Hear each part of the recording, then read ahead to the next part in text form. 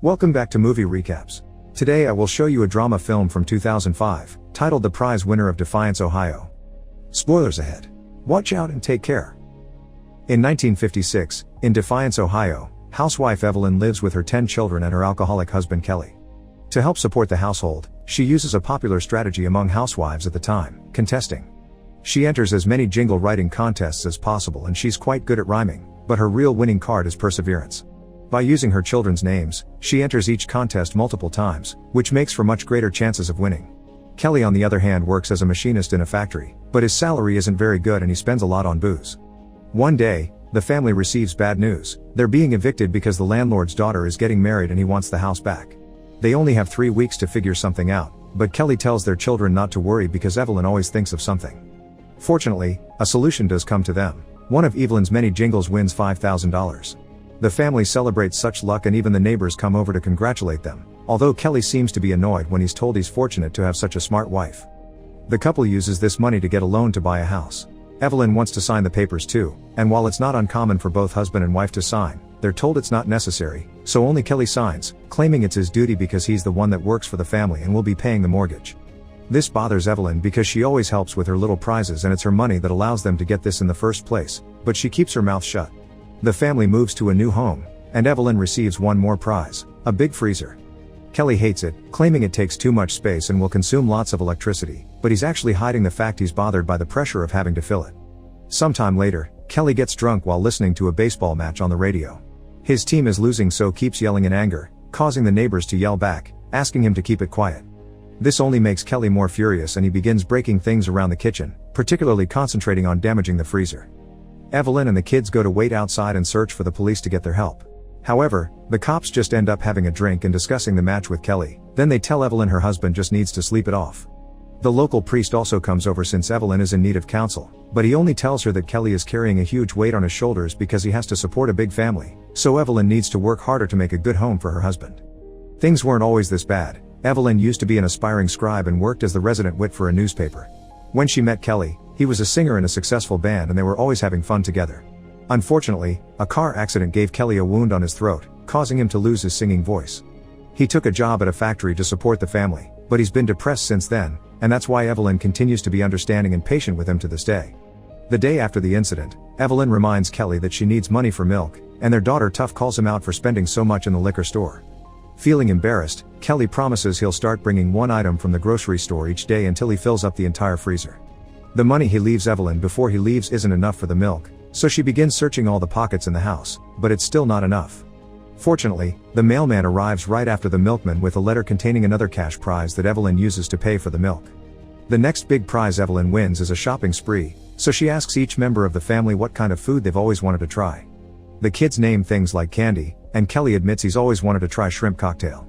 When the day of the spree comes, Evelyn has a few strategies already planned. She's told the butcher what she wants so he's already wrapped it for her. The store clerks that are supposed to only guide her will help her push things into the cart, and her kids will keep track of time to tell her how many minutes she has left so she can prioritize different sections of the store.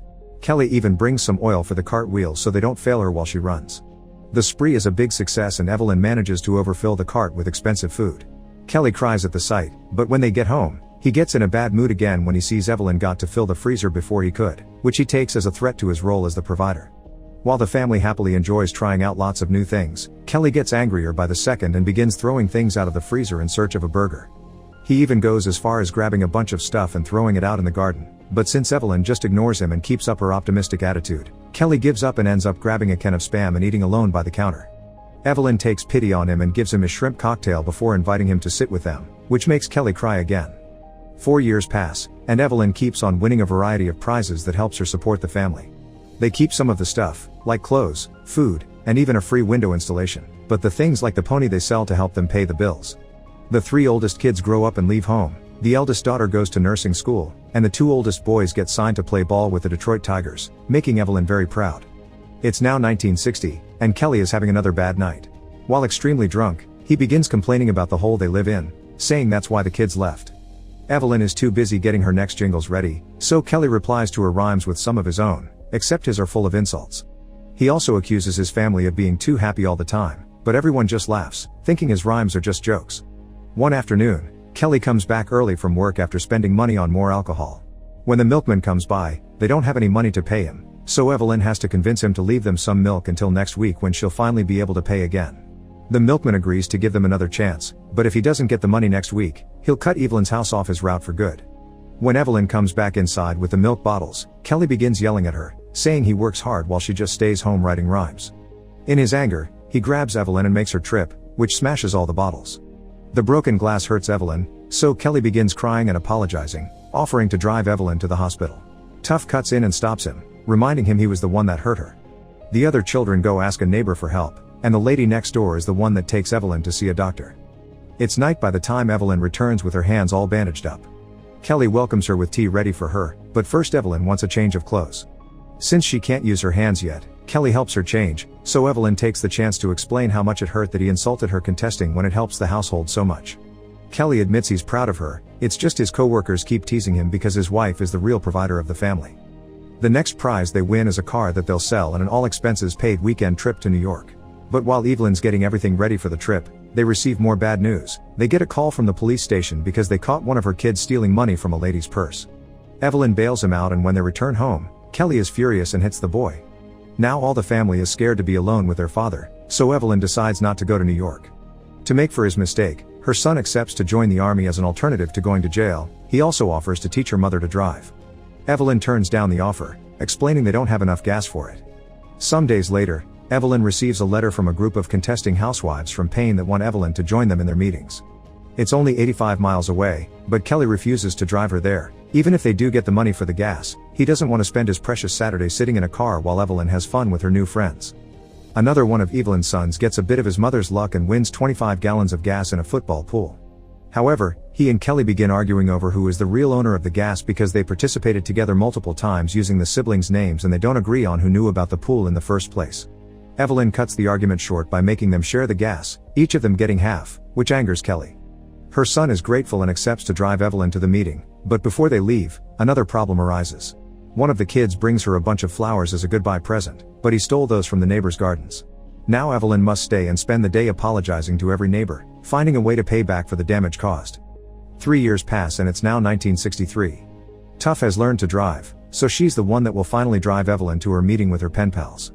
In the middle of the trip, the car starts overheating and this worries Tough, but Evelyn urges her to keep going until they find a mechanic shop. When they find one, the mechanic tells them it'll take over an hour to fix, so Evelyn accepts to wait. Tough is sure Kelly knew some parts were malfunctioning and didn't replace them on purpose, but Evelyn doesn't think he's mean, just careless. Her daughter wonders if Evelyn wishes she never married Kelly because she's been stuck in that house without a life of her own, but Evelyn assures her she doesn't have any regrets because she loves her kids. A few hours later, Evelyn finally makes it to her meeting and has a wonderful time with her fellow contesting housewives, sharing rhymes, reviewing each other's work, and discussing the fact contests will disappear in a year.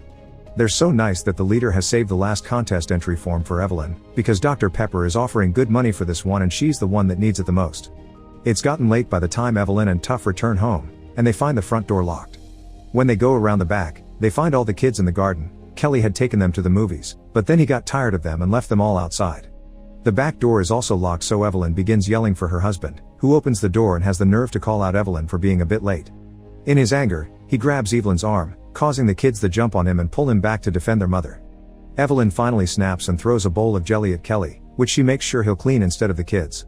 Regardless of this mess, Kelly still has some surprises ready for the family. He's bought steaks for dinner, and a brand new desk for Evelyn so she can finally have her own place to work. Sometime later, Evelyn gets bad news yet again. A phone call from the loaner tells her they're late on their second mortgage. Evelyn doesn't understand because they never took a second one, and this is how she learns Kelly did it behind her back 3 years ago. Now they owe $4,000 due in 30 days. Evelyn tells her kids that they're losing the house because she thinks it's better that they hear it from her, and when Kelly gets home, he informs her there's no money left. He tries to justify himself, saying he just wanted to feel like he could have a couple of bucks in his pocket and they could go back to renting now. This hurts Evelyn to hear and she reminds her husband this is her house. During dinner, Evelyn tells the kids that they've been doing arrangements in case they can't find a good place, so some of them may end up living with their aunts and uncles, which makes everyone cry. When Evelyn takes out the last item from the freezer, the time comes for her to finally disconnect it. After finding the kids praying for some help, Evelyn opens the door for the milkman, who accepts to leave the milk and take the payment next week. He also offers to bring his laundry so Evelyn could pay him with work, but she takes it as an insult to her pride and turns him down. Afterward, they get a call from the people at Dr. Pepper, informing her they'll be coming by for an interview. Evelyn makes her family clean the entire house to look presentable, and with their last dollar, they buy a few Dr. Pepper bottles so they can show they consume the product. The interview goes well, but the winner won't be announced until a few weeks later, so the family accepts they'll be losing the house. Kelly tries to stay positive and tells them to wait, but the kids get angry with him and remind him he's the one that lost all their money. The fight is the last straw for Evelyn, and she finally has a breakdown, so she runs to her room to cry. Kelly goes after her and tries to comfort her, saying she always thinks of something, so Evelyn snaps at him, saying she isn't a saint and it's now his turn to do something.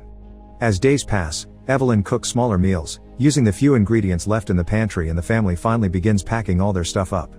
When the phone rings, Evelyn is hopeless and ready to hang up, but a huge surprise awaits them. She's won the Dr. Pepper contest. The prize includes a trip to Switzerland, a car, and a little over $3,000. The whole family begins celebrating except for Tuff, who runs to her room in tears. After telling Kelly to keep an eye on the others, Evelyn goes to check on Tuff and hears her out when she says Kelly will never change. Evelyn doesn't disagree, but tells her not to worry, because Tuff has her whole life ahead of her to do whatever she wants, so this won't be her life for long. Sadly, Evelyn never goes to Switzerland. She cashes in the prize to pay off the mortgage. However, she does get to have a little vacation when Dr. Pepper invites her to Texas to be the queen of the company for a day.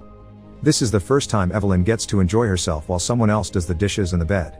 She never wins another contest or travels again after that, but she still lives a happy life watching her children grow up and leave the house to see the world on their own.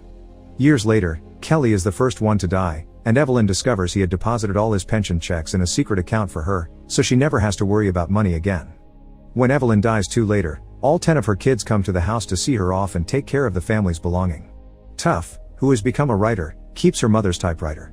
The real kids all grew up to have good lives. Most of them got married and had children and grandchildren while keeping very good jobs. It was the real Tuff that, while working as a writer, published a book about her mother's story that later became this movie. Make sure to subscribe and turn on notifications so you can watch more videos like this. Thanks for watching.